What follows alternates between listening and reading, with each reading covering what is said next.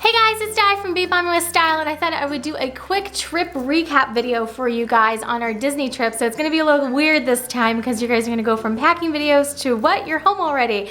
But I do have Disney vlogs. I'm just going to take my time editing them and getting them uploaded. So it's going to take me probably a week or two to do all that. But I wanted to also do like a trip recap because I felt like it would maybe explain the videos more, or just maybe a little bit more about what was going on in the background. And Natalie is upstairs asleep right now. Bella is in with my husband watching football, and he's explaining football to her. So I thought I would just do a quick video and do like a trip recap, kind of explaining this trip. It was a doozy, let's just put it that way. So I think the title of this video, you will already see it by this point, right? But I'm kind of leaning towards a bad day at Disney is better than a good day at home. You see that a lot in planning groups, and this trip really didn't go the best. This was not the best trip to Disney that we've ever had. I will put it that way. And I will kind of get more in depth with the dining reservations. We did really feel like we over ADR'd, and an ADR is an advanced dining reservation. We felt like we had too many crammed into too short a days, and we had 7 reservations in 5 days. Just felt like a little much. And we did have a couple that we felt were duds. So they just, we got into them, and for whatever reason, they either weren't a good fit for our family in particular, or we just simply are not gonna do them again for very specific reasons, and they would not be on my recommendation list at all. So I would definitely get into that in a different video, but I thought I would just do a rundown of like what we did the different days, and also kind of tell you the outcome of why it's going to take me so long to get videos up. Basically, we have 2 people that are on the injured list, myself and Natalie. We're both on the mend, so we're both, doing a lot better, and, we'll be fine and all that. And Bella has a cough, if you hear her coughing, so we may have a third. But immediately after getting back, I had to go to the doctor, and the day after, Natalie had to go to the doctor. And the long and short of it was, I ended up having like a sun allergy. It was so hot while we were down there, which I think again played a bit of a negative aspect into our trip. It was in the 90s, mid 90s, with a heat index that was probably close to 100 or over. I have never, in my memory, remembered being down there at that uncomfortable of a time. It was just really uncomfortable and very unusual for the end of October, beginning of November time period. So the heat, I think, definitely played in a part of it, especially for myself, because it made the trip increasingly more uncomfortable, to a point why the last couple days, I think I just literally stopped filming at a couple points because there was just too much other stuff going on, and Natalie was starting to not feel good, even though we didn't know what was going on with her at the time. So it really just started to become a struggle towards the end, to be quite honest with you. But I do have some footage from all the days that I will share with you as I get them edited. So it was really hot. I mean, there's really nothing else you can say about that. It was 70 degrees in Michigan, which is very abnormal for November. It was like in the 90s. It was crazy. So we ended up getting like those fans and stopping as much as we could and drinking lots of water. But in the end, what ended up happening for me is like the 2nd or 3rd day in, I started developing like a heat rash up the sides of my legs. And it just got worse and worse from there, to where the last day I literally had to wear leggings, one, to keep it covered so I wasn't like grossing everyone out in line next to me, but also like when the sun would hit it, it would hurt so immensely bad. So when I got back, I went to the doctor, and they confirmed, it's heat rash, and they gave me like steroids to try to get the rash down. My feet were so swollen, like my shoes weren't even fitting on them.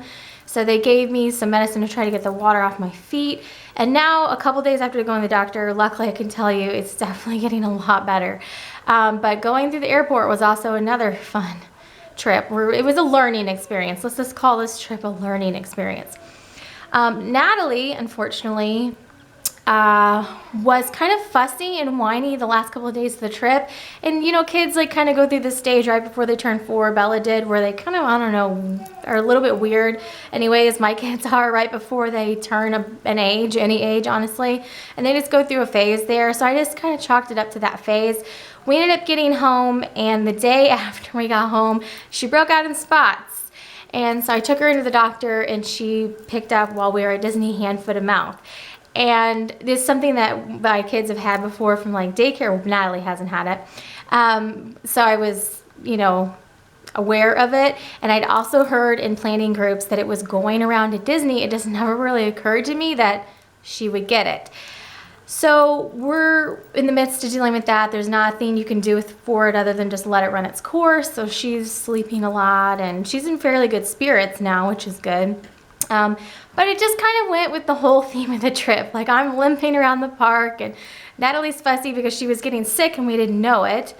That's how the whole trip went, honestly. So it was not our best trip, I will just say that. I'm ready for a trip do-over at some point once I recover from this one, not right away. We do have a trip planned for the spring, and I am going to try to implement things that I learned from this trip, including doing less advanced dining reservations is going to be one thing. I just think that's going to be a better fit for our family. Now again, if you're on the dining plan, you may want to go a totally different route, but we're paying for everything out of pocket since we do stay at my dad's house. And then some things we are going to look at in the future are, even though my dad has his place there, possibly staying on property for a couple of days to get that time as our family of four and just like be immersed in the magic, so to speak. That's something else we talked about. Also, another thing that we talked about, and I think everyone agreed on, is we are not going to do Epcot in the spring, which is unfortunate because I really like Flower and Garden. But for us, with the kids and Natalie she was just too short for Seven Dwarfs Mine Train, so she should be able to meet that for the spring trip. But she won't be 40 inches by then, I can pretty much guarantee. This is the rate she grows. So with her not being able to meet the height requirement for Soren, not being able to do test track, there's really not a lot for Natalie to do there. And I think it's just going to be a better fit for us when they get older. So anyhow, let me do a rundown of our different days. I may do it more involved. This is almost more an explanation video than a recap, to be honest. If I look like I've been through well, whatever, it's because I have. It was just a really abnormal trip.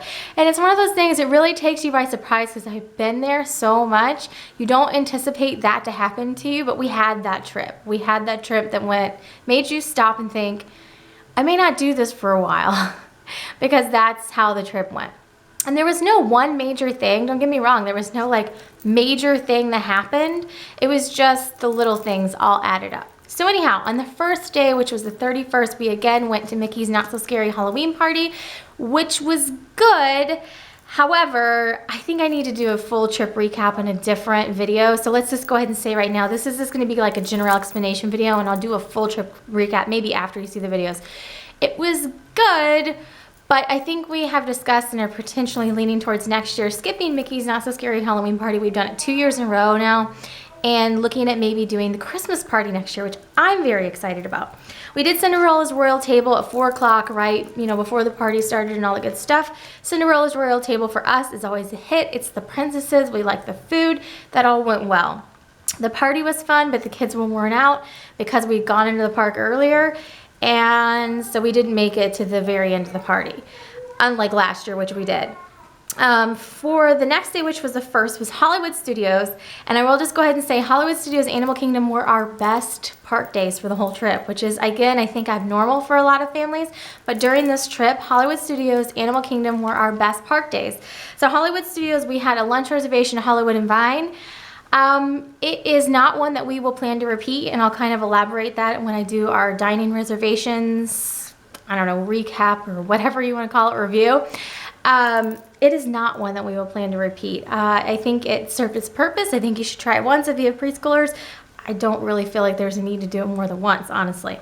The first was also really unique and special and fun because we met up with Jessica from AS3RD23. She's got a channel here on YouTube. I met up with her back in January, but this time she brought her girls who are 4 and 2, so they're close in age to my girls and kind of like almost the same span apart also.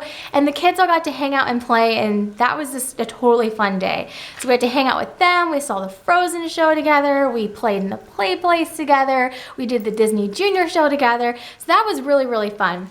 So that was kind of like a highlight for the Hollywood Studios day. And then that day ended with us getting to see the preview of the Osborne Lights Spectacular, which is ending this year. This is the last year for those lights. And it was fantastic. It was definitely one of the highlights of the trip for me. They got to have their picture taken with Santa Goofy, and I love seeing everything with the Christmas lights, and Bella, the kids were both playing in the snow. I did a couple periscopes while we were there, which you'll no longer be able to see, I don't think, but Anyways, it was definitely a highlight. And that is really, I think, what planted the seed of I would really like to come back at Christmas next year, I think. So that's where that came from. So Hollywood Studios, great day all around. You know, I started to say I wouldn't change a thing about it, but honestly, Hollywood and Vine, we had to try once just because you have to try it. I don't know. I'll get into it in a dining recap. If there was anything I would change, it would be not going to Hollywood and Vine, to be just 100% honest. November the 2nd, we went to Animal Kingdom. Hot, like the most amazingly hot day that there was. But it was still fun. It was still like one of the most fun days. Animal Kingdom has a lot of shows. So we went from show to show. We tried to stay indoors as much as possible. We got the squirt fan things. The kids had those and they had a fun time playing with those after Natalie got her hair caught in one of the fans and we had got that out. No worry, none of her hair was harmed. My husband was able to get it unwound without cutting it. So that was a little bit of a dicey moment. But other than that, Animal Kingdom was a lot of fun. In fact, we didn't even see the whole park. And because of that, it being so fun and us not even seeing everything, my family that was there that day agreed that we thought we would want to do 2 Animal Kingdoms on our next trip, 2 Animal Kingdom days. So again, you know, the choices that you make with your park schedule really have to be tailored to your family. Not everyone's going to want to spend 2 days at Animal Kingdom, but for us, I think we could totally do that. Everyone would be thrilled with it. We love zoos, so it's a good fit for us. We ate at Tusker House for lunch. We love this one. I will continue getting reservations there. Nothing but good things to say about Tusker House. On the 3rd, this is where the schedule just went crazy. I based our schedule around what dining reservations I could get, and I really regret doing that. My personal preference would be to want to end at Magic Kingdom, and because of the dining reservation situation, we had to go to Magic Kingdom on the 3rd and then ended our trip at Epcot. That was not optimal for our family, and I, if I can at all help it, will not base our days on dining reservations ever again. It really kind of made the end of the trip miserable, to be honest with you. Everyone was starting to get sick by that point, so that kind of, I think, played into it as well. It was still really hot, but it just wasn't the optimal ending. So on the 3rd, we went to Magic Kingdom. We had a breakfast reservation in Crystal Palace. We will never eat there again. I will do a full review on it, and you guys will obviously see the video on it, but it is off the list. I'm not interested in trying any meal there. And we'll leave that like that. We won't be doing breakfast there, and I will go into the reasons why in a different video. But Crystal Palace was not one that we liked. We had lunch at Be Our Guest that day, and we really liked Be Our Guest dinner. Be Our Guest lunch was fine, but given the choice between dinner and lunch, we would definitely choose lunch. So we did learn that Bella loved the mine train, so we definitely did the mine train a lot on the party night. And then also on the 3rd, we did not have fast passes for the mine train that day just because I wasn't able to get mine train fast passes for the 3rd. I did have them on the 31st, and we never were able to get Anna and Elsa fast passes. So a lot of things just did not fall into place on this trip. But anyways, so we waited in line a couple times, and we also used the child rider swap. Because Natalie did not meet that height requirement for Seven Dwarfs Mine Train, we used the child swap, and that worked out great because the first group of people, which was my mother-in-law, my husband, and Bella, would go through and ride it. I'd go ride other rides with Natalie. We literally rode like the Teacups, Tomorrowland Speedway, Winnie the Pooh, and Dumbo. And the time that they waited in line for the Seven Dwarfs Mine Train, they waited for about an hour on the 3rd. And then they would meet up with me. We had the child swap rider pass. I would pass off Natalie to them. They would go ride in rides with her. And then Bella and I would go back to the fast pass line and get through fairly quickly, like literally 10 minutes. So I actually got the best end of the deal because I didn't have to wait in the long line because I took Natalie first. And then I would go back through with Bella, and then she got to ride it twice, basically. So the child swap definitely worked out great. Natalie is right under. She's like 37 3/4 inches. So on the 31st, they measured her. They said, no, she's not going to be able to go. So we had the fast pass that day. They gave us the child swap. I got it, took her on some things, and went back. Well, on the 3rd, the cast member was there because she was so close, was like, I'm going to let her through. If you want to take her on it, she can go on it. But they will check her height again one more time on the ride. He said, I think that she's basically 38, so I'm going to say it's fine. But there was just that little, and it was an hour wait, there was that little, you know, I don't know, not problem, but there was that potential chance we could wait in line for an hour with Natalie, her get to the front, and then be told by the cast member up there, nope, she doesn't meet it, she can't go on it. And that just meant, like, you know, that was like meltdown central in my head. If this child waits for an hour to get on this ride, we get up to the front and they say she can't get on it, we're gonna have a major meltdown. So I ended up just taking the child swap ticket that time and saying, you know, we'll just wait to the next trip, and that worked out fine. So anyhow, would have preferred a be our guest dinner that night, but we just ate like a quick service dinner at Cosmic Rays, which always works out great for our family. It's right there next to the castle, and we actually watched the beginning of the fireworks while we were eating dinner and ran outside to catch the end of them. So that worked out fine. Beginning of the day, not the best start. The last day was Epcot. Again, it was very, very hot. We did eat at Chef Mickey's at the Contemporary in the morning. This was another like highlight of the trip. We loved it. Definitely would recommend that, and I'll talk about more on dining reservation review. We did things like the boat ride and things like that that the kids can do, but the kids really seemed very disinterested by this point. Epcot was not a great day, not a great park to end on. And that night we had dinner at Garden Grill. So I know a lot of people out there really, really like Garden Grill, and we tried it. And part of it may have just been our mindset at this point, because it's like the end of the trip and we're like all over it by this point. We got put in one of the booths, which was round and on the outside of the rotating restaurant, which was neat because you could see everything as you went around. But we just, I don't know, we've been together too much, I think. And it was just cramped, and the kids weren't even really that interested in getting out and seeing the characters. It was too many character meals. And the food was good, but it wasn't the best that we'd had. So it just was kind of going out on a mediocre note. And everyone in my family kind of agreed it was fine.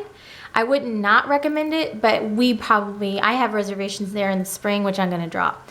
It just wasn't the best fit for our family. That side of the family, now if I would have been there with my dad, he was great, all you can eat family style.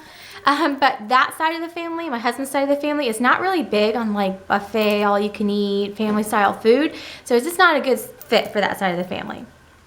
So also we had fast passes for Illuminations the night of the 4th. So we went to that. By that point, my feet were like the size of grapefruit. So I'm like limping around Epcot. And it just was not a good end of the trip. Natalie was getting sick by that point. We didn't know it. She fell asleep in the middle of Epcot. We just thought she was tired. But as it turns out, just because of the time link, she probably caught hand, foot, and mouth either somewhere at Magic Kingdom on the 3rd or at Epcot on the 4th. Because then we flew home, and then I think it was like a day or 2 days. I'd have to look at a calendar. And then she like broke out in spots. So, fun stuff.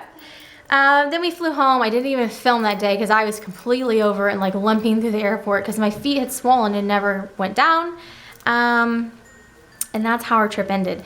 So that was an incredibly long way of saying we were at Disney and we had fun and there were definitely some magical moments, but was it our best trip?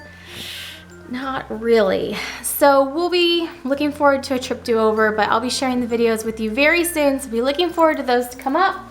Natalie just woke up, so I'm gonna go give her a little snack, and thanks so much for watching today. Have a great day. Have a great day.